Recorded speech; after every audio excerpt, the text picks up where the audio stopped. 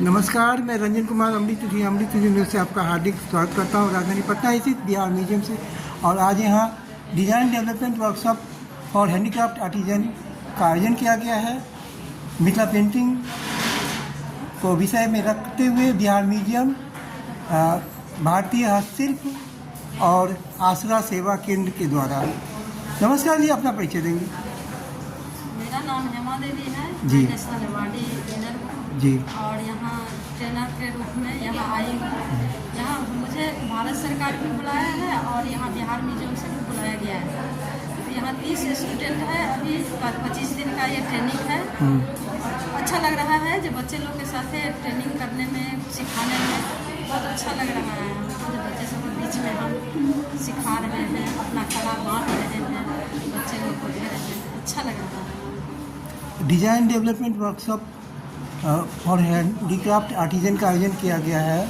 ये कार्यक्रम विषय है और मिथिला पेंटिंग के क्षेत्र में ये काम किया जा रहा है और नए नए डिज़ाइन बनाने का प्रशिक्षण दिया जाएगा। और यहाँ जो है ये सभी पार्टिसिपेंट्स हैं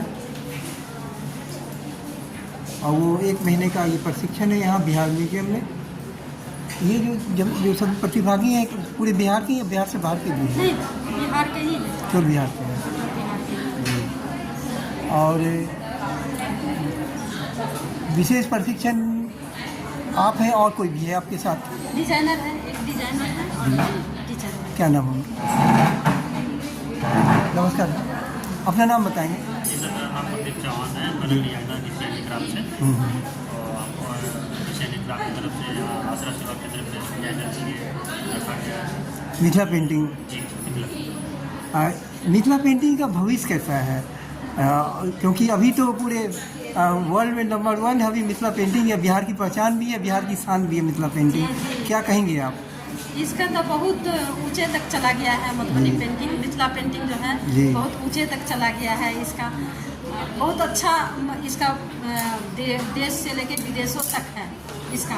और बच्चे लोग भी सीखना चाहते हैं, जितना नया बच्चे लोग आ रहे हैं सब इसमें मधुबनी पेंटिंग सीख करके आगे बढ़ना चाह रहे हैं। आगे बढ़ते भी हैं बच्चे लोग। अच्छा लगता है देख करके, सुन करके हम लोग का कला कितने आगे जा रहा है और आगे जाना चाहिए जी। हम लोग यही सोचते हैं कि जितना आगे से आगे, ऊपर से ऊपर ये कला जाए, बच्चे लोग सीखें। और ये कला जो है एक कला भी है और एक आपको परिवार के लिए इनकम भी है जी, व्यवसाय भी है, व्यवसाय भी है, स्वावलंबन का जी। और ऐसा भी बहुत सारी घटनाएं मैं जानता हूँ, बहुत सारे परिवार ऐसे हैं कि वो बेसहारा हो गई महिला और घर से निकाल दिया गया, कोई मदद करने वाला नहीं था। उनका नाम शायद इंदिरा देवी जी। तो वो बताई कि मैं केवल एक रंग ब्रश लेकर के और एक बेटी लेकर के घर से बाहर निकल गई थी। ससुराल वालों ने निकाल दिया घर से बाहर, पति का देहांत हो गया। और यही मिथिला पेंटिंग उसका पालन पोषण किया, बेटी को पढ़ाया भी, उसका इज्जत को बचाया, माँ बेटी दोनों का। और साथ ही साथ बेटी की शादी भी हुई। तो मुझे बहुत खुशी हो रही है कि चलो भाई, समाज में कोई आगे नहीं बढ़ा, लेकिन ये रंग और ब्रश और मिथिला कला शैली जो है उसको सहारा दिया दुख के समय में, आगे बढ़ाया जी, उसका जिंदगी सवार दिया। और बेटी को पढ़ाया, शिक्षा भी हुई और उसकी शादी भी हो गई जी। यही कला जो है रंग ब्रश जी, उसका जिंदगी पूरा सवार दिया, उसका रक्षक भी हो गया, मतलब समाज में कोई आगे नहीं दी, कोई सहारा देने वाला नहीं जी जी। लेकिन भगवान ने एक सहारा दिए, कलर और ब्रश जी, वो सहारा दिए जी। उससे उनका जिंदगी देखिए कितना आगे बढ़ा। उनका कोई आगे बढ़ाने वाला तो था नहीं जी, लेकिन कितना अच्छा। ऐसा मधुबनी पेंटिंग में बहुत ऐसा परिवार जी, है, बहुत सारे एग्जाम्पल है, बहुत सारा परिवार है मधुबनी में, जितवारपुर में या बहुत और गांव में मधुबनी में, जो बहुत परिवार ये मधुबनी पेंटिंग बना करके अपना परिवार पाल रहा है जी जी। बाल बच्चे को हम खुद पाल रहे हैं, मेरा कोई इनकम नहीं है, बस ये पेंटिंग सहारा है। मेरा 2 बच्चा है, आज यही पेंटिंग के सहारे से हम इतना बच्चे को पढ़ा लिखा रहे हैं। मेरी बेटी अभी वेटनरी कॉलेज में है, 3rd ईयर में, बेटा CMA का तैयारी कर रहा है दिल्ली में। बस ये पेंटिंग खाली हमको सहारा दिया है जी। तो हम खुद ही पेंटिंग लेकर के, कला भी है और इनकम भी है, जो भी समझिए ये पेंटिंग लेकर के हम आगे मिथिला कला जो है, ये मिथिला शैली जो है, ये एक साधारण केवल कला ही नहीं है, मतलब ये जीवन निर्माता भी है और भाग्य निर्माता भी है। और एक चीज़ और, अगर आपके हाथ में कला है, कला से लिए मतलब टैलेंट है, आपकी प्रतिभा है और मिथिला के कला की चित्रकार हैं, तो दुख में निराश नहीं होना है और हिम्मत रख करके आत्मविश्वास और उमंग उत्साह के साथ कला साधना जारी रखना है, भले ही समाज में कोई कुछ बोले। हाँ। जी। और एक चीज़ और, मैंने देखा है कि बहुत सारे जो अशिक्षित मिथिला चित्रकार जो है, बहुत सारे अशिक्षित भी हैं गांव देहात की, और वो लोग विदेश यात्रा भी करके आए हैं। जी जी, हम खुद विदेश यात्रा किए हैं। जी जी। हम कभी अपना जिंदगी में सोचे नहीं थे कि हम अपना इतना आगे बढ़ेंगे। जी। लेकिन मेरा इस कलम और जी। ब्रश जो है, कलर जो है, हमको इतना आगे तक ले गया है, हम कभी सोचे नहीं थे।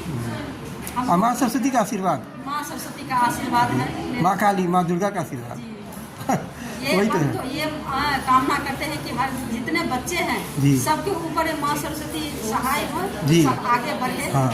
अच्छा लगता है सुन कर करके, देखिए ये इतना आगे बढ़ गए हैं, जैसे हम इतना आगे बढ़े, तो हमको अच्छा लगा, सुन करके भी अच्छा लगता है जब मेरा कला भी, मेरा देश भी, मेरा गांव अपना आगे बढ़ रहा है। एक बात और, अगर कोई मिथिला चित्रकार है और थोड़ा दुख में है, तो हमें आगे बढ़ के उसका हाथ थामना चाहिए, उसे आगे बढ़, ये थी उसका मजाक नहीं करना नहीं चाहिए। नहीं नहीं नहीं, जैसे एक साधना देवी है पटना की, उनको राज्य स्तरीय में दूसरा पुरस्कार मिला है, मतलब कि दूसरा राज्य स्तरीय चित्रकला ये था, प्रदर्शनी था राजधानी पटना में, उसमें उसको मिथिला शैली में पुरस्कार मिला है, 50,000 रुपया और पुरस्कार मिला। वो बहुत निराश थी, तो मैंने उसे हमेशा ये सांत्वना दिया कि नहीं, दुख निराश नहीं होना दुख से, और मैं हमेशा ये सांत्वना देता रहा, और उसको पुरस्कार मिला तो बहुत खुशी है। बोले कि चलिए आपको पुरस्कार मिला, समझिए मुझे पुरस्कार मिला।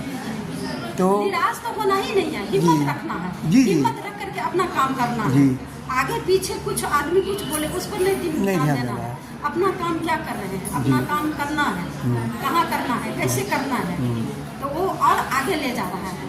हम अगर आगे बढ़ रहे हैं तो कोई कलाकार अगर पीछे है, उसको सहारा या मार्गदर्शन या कुछ मदद की आवश्यकता थी, यथाशक्ति मदद भी करनी चाहिए। नहीं रुपया पैसा ये सब चीज़ नहीं है। सबसे सही समय पर अगर अच्छा सलाह देते हैं आप, उसके लिए करोड़ रुपए का समान सलाह है वो, है कि नहीं। दुख में कोई है, आप उसको सलाह अच्छा देती है तो उसका मतलब कि अगर मान लीजिए दुखी होकर सुसाइड करने जा रहा है, आत्महत्या करने जा रहा है, अगर आपको सलाह देती है अच्छा, वो अगर नया जीवन उसको मिलता है तो कितनी बड़ी बात है, बताइए, है कि नहीं। इसी दुख में किसी को साथ नहीं छोड़ना चाहिए। नहीं। क्योंकि कलाकार, सभी कलाकारों का एक परिवार होता है, उसका दुख हमारा दुख। जो नए कलाकार हैं जो अपना कैरियर बनाना चाहते हैं मिथिला शैली में, उन्हें क्या सलाह देंगे आप? और कौन सा ये ब्रश वगैरह का या पेपर का क्या यूज करना चाहिए, थोड़ा सलाह देंगे?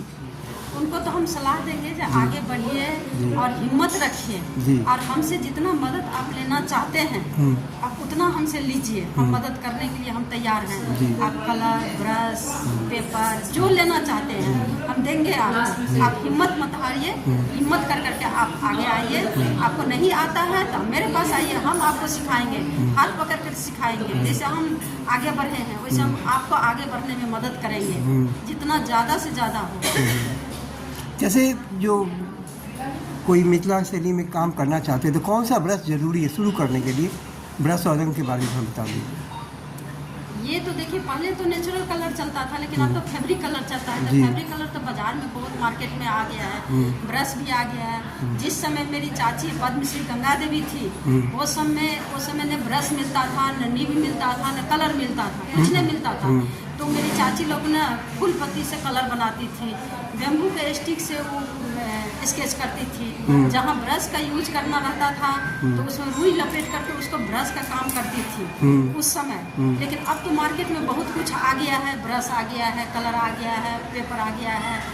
तो जिनके पास पैसा नहीं है वो थोड़ा सा लेकर के खराब हो जाएंगे। उसमें बहुत ज़्यादा पूंजी का काम नहीं है, ज़्यादा दिमाग का काम है। दिमाग आप कितना लगा सकते हैं। ब्रश कितना 10 रुपया में मिलता है, नीब 10 रुपया में मिलता है। कलर आप 1 शीशी खरीदिए 15 रुपया का, एक 15 ml वाला आता है। एक पेपर 10 रुपया का, 20 रुपया का पेपर, हैंडमेड पेपर आता है। तो वो लेकर के इसमें पूंजी जो बहुत ज़्यादा नहीं है, आप थोड़ा लेकर के आप बैठिए, नहीं आता है तो हम हैं, मेरे पास आइए, हम आपको सिखाएंगे, हम आपको दिखाएंगे, रास्ता भी दिखाएंगे कि किस रास्ते पर कैसे चलना है। और सरकार भी मदद करती है। सरकार भी मदद करती है, तो उनको हम सारा कुछ दिखाएंगे। जैसे हर स्टेट में भारत सरकार के ऑफिस है, तो वो ऑफिस जाइए, वहाँ सर से मिलिए, वहाँ का मदद लीजिए, वो हम दिखाएंगे उनका रास्ता, किस रास्ते से चलना है, आपको आगे किस रास्ते से बढ़ना है। बहुत कलाकार ऐसा बन जाते हैं लेकिन रास्ता उनको नहीं पता है, तो रास्ता जब तक नहीं दिखाएंगे तब तक कैसे चलेंगे, आगे कैसे बढ़ेंगे। इच्छा शक्ति होनी चाहिए ना। इच्छा शक्ति। हाँ, एक ही कहावत है कि जहाँ चाहो वहाँ रहा। अगर आपने ठान लिया कि मुझे कुछ करना है तो आपको रास्ते में बहुत लोग मिल जाएंगे आगे बढ़ाने के लिए, रास्ते दिखाने के लिए। जी जी, बहुत बहुत धन्यवाद। और मुझे उम्मीद है कि आपके मार्गदर्शन में मिथिला कला आगे बढ़ेगी। और ये तो बहुत बड़ी उपलब्धि है बिहार का कि सबसे अधिक मिथिला शैली में जो पुरस्कार मिला है बिहार को ही मिला है, मिथिला चित्रकार। और बहुत हम लोग के लिए गौरव की बात है कि हमारे राज्य में इतने सारे मिथिला चित्रकार हैं। बहुत बहुत धन्यवाद। मैं रंजन कुमार, अमृत न्यूज़ पटना, बिहार। जय हिंद, जय भारत, वंदे मातरम। नमस्कार।